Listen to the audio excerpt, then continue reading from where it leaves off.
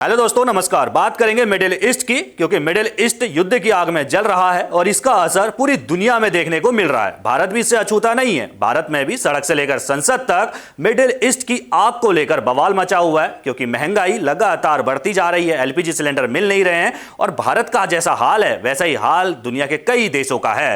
Donald Trump मानने को तैयार नहीं है। डोनाल्ड ट्रंप अपनी जीत का दावा कर रहे हैं, तो दूसरी तरफ अगर आप खबरें देखते हैं तो ईरान लगातार जो है वो इस युद्ध में डटा हुआ है और ताबड़तोड़ जवाबी हमले कर रहा है।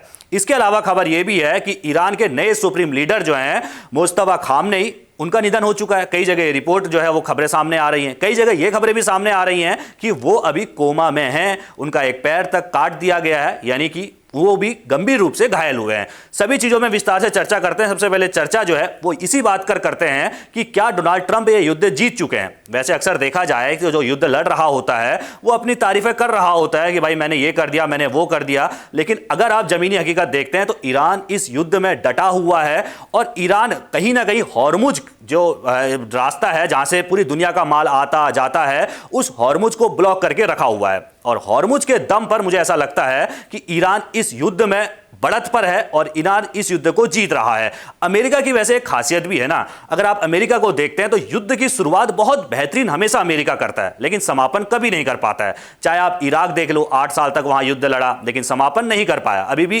अमेरिका के कब्जे में इराक नहीं है, उसको उसके हाल में छोड़कर चला गया है। अफगानिस्तान आप देख लो, वहां तो करीब 20 साल तक जो है अमेरिका ने युद्ध लड़ा और उसके बाद फिर तालिबान के हवाले अफगानिस्तान को छोड़कर अमेरिका वहां से चला गया।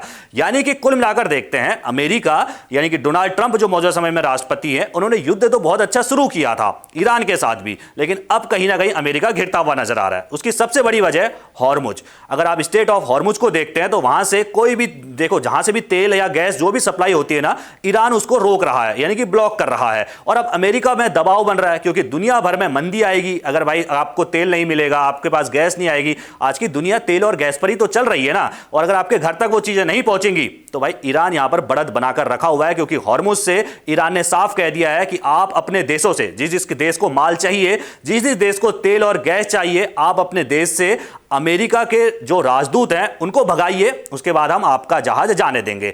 खबरें ये भी निकल कर आ रही हैं, हालांकि हम इसकी पुष्टि नहीं करते, लेकिन खबरें निकल कर आ रही हैं कि भारत के लिए ईरान ने राहतें दी है। भारत का झंडा लगा हुआ जहाज जो है वो ईरान ने जाने दिया, यानी कि भारत के लिए हॉर्मुज जो है वो ईरान ने खोल दिया। ये खबरें निकल रही हैं, लेकिन इसकी पुष्टि नहीं की जा सकती। हालांकि एक जहाज मुंबई जरूर पहुंचा था, जो तेल से भरा हुआ शिप था वो मुंबई जरूर पहुंचा है, लेकिन और जहाज, गैस से भरे हुए जहाज कब पहुंचेंगे ये सोचने वाली बात है। लेकिन इस युद्ध में कहीं ना कहीं अमेरिका जो है वो पिछड़ता हुआ अब नजर आ रहा है। इजरायल पर भी दबाव जो है उसी तौर पर नजर आ रहा है। इजरायल के प्रधानमंत्री बेंजामिन नेतन्याहू प्रेस कॉन्फ्रेंस करने के लिए आते हैं और वो लगातार धमकियां दे रहे हैं। किसको? हिजबुल्लाह को धमकियां दे रहे हैं, क्योंकि हिजबुल्लाह ने भी करीब 200 रॉकेट एक साथ जो है इजरायल पर बीते दिन दाग दी थी, जिसके बाद नेतन्याहू कह रहे हैं कि हम मिडिल ईस्ट का नक्शा ही बदल देंगे। वैसे इस युद्ध को देखा जाए तो भाई नेतन्याहू, यानी कि इजरायल और ईरान की जंग तो समझ में आती है, लेकिन इसमें अमेरिका ने कूदकर कहीं ना कहीं गलती कर दी है। अगर इजरायल और ईरान आपस में लड़ते तो मुझे नहीं लगता कि हॉर्मुज पर इतना असर पड़ता या फिर दुनिया पर इतना असर पड़ता, लेकिन जब अमेरिका की इसमें एंट्री हो चुकी है तो अब ईरान जो है वो बदला लेने की ठान चुका है।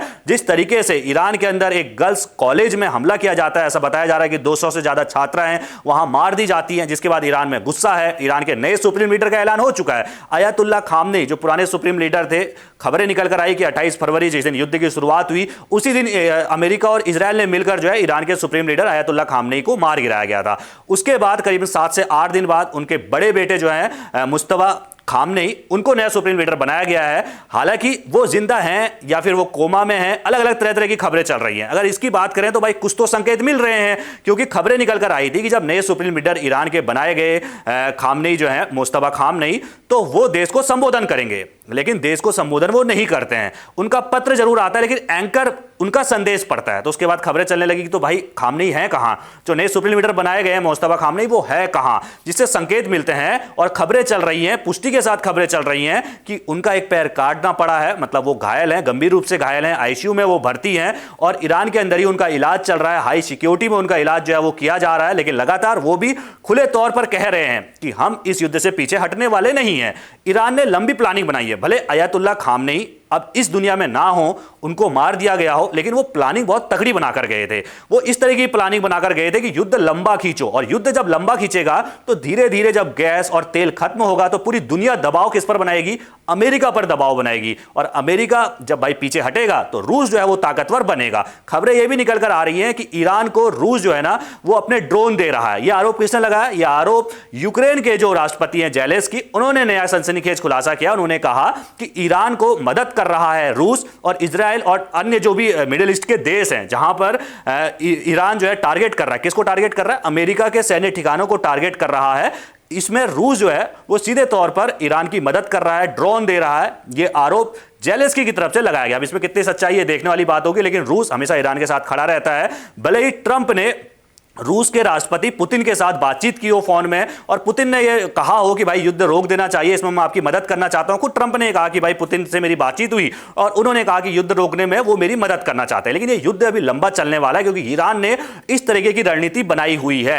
आप अयतुल्ला खामनेई भले दुनिया में नहीं है, जैसे मैंने आपको पहले भी बताया, वो पूरी प्लानिंग के साथ बनाकर गए हैं। वहां पर जैसे हमारे देश में क्या है, भारत में सबको पता है, पूरी दुनिया को पता है कि अगर भारत पर हमला करना है तो कहां करना होगा? दिल्ली में करना होगा। दिल्ली में जो है आप सारे हेडक्वार्टर हैं, दिल्ली में आप देखिए प्रधानमंत्री हैं, दिल्ली में आप देखिए हमारे सारी सेनाओं के हेडक्वार्टर यहां पर आपको देखने को नजर आएंगे। लेकिन ईरान में ऐसा नहीं है। ईरान की राजधानी सिर्फ तेहरान आप जानते हैं, इसके अलावा आप नहीं जानते कि उनकी सेनाओं के हेडक्वार्टर कहां हैं। 7 अलग अलग भागों में उनको बांटा गया और सबको पूरे अधिकार दिए गए। अगर ये मर गया तो भाई तू तुरंत कमान संभाल लेगा, ये मर गया तू तुरंत कमान संभालेगा। यानी कि 4-4 जो है लीडर बना के अयतुल्ला खामनेई ने इस तरह की व्यवस्था की है कि युद्ध लंबा चलेगा। अयतुल्ला खामनेई की मरने के बाद भी ईरान में जो है हालात नहीं बिगड़े हैं। ईरान अभी भी जो है वो अपनी सरकार, अपने सुप्रीम लीडर के दम पर चल रहा है और लगातार इजराइल और अमेरिका को चुनौती दे रहा है। तो मैं यही कहूंगा कि अमेरिका ये युद्ध नहीं जीता है। ये युद्ध अमेरिका तब जीतेगा जब हॉर्मुज से एक भी जहाज निकालकर दिखा देगा, क्योंकि ईरान की चेतावनी है, अगर आप हॉर्मुज से एक भी जहाज निकालकर दिखा दो ना तो हम मानेंगे कि आप युद्ध जीत गए हैं।